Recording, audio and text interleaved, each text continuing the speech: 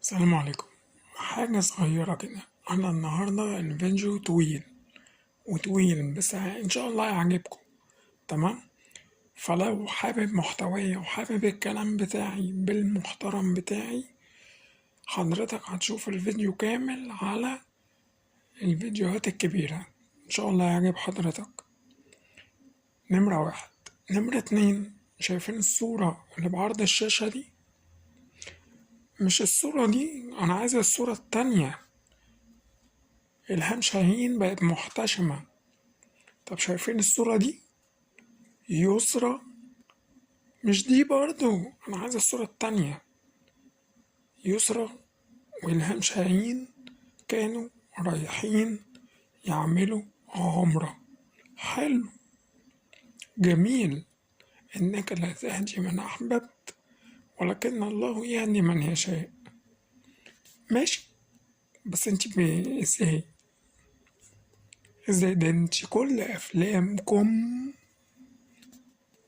انتوا عارفين بقى، مش عايز أخش في تفاصيل. لو هيتوبوا توبة نصوحة ماشي،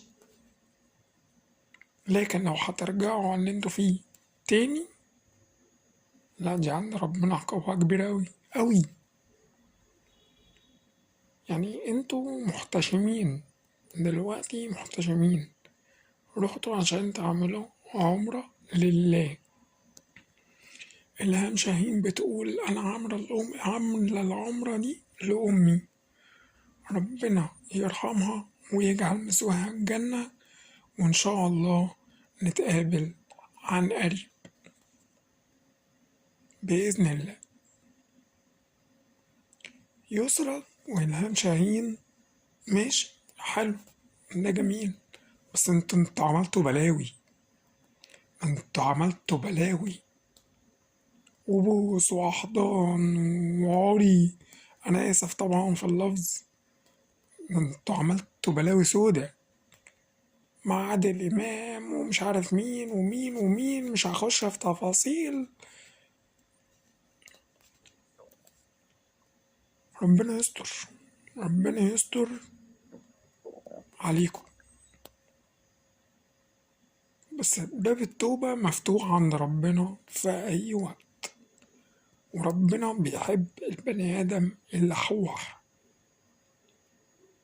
أتمنى من ربنا إن دي تبقى توبة نصوحة، ترجعوا بقى عن كل اللي كان بيحصل. بعد ما تخلصوا العمرة تطلعوا كده قدام يعني كل الجماهير وتقولوا احنا اعتزلنا التمثيل،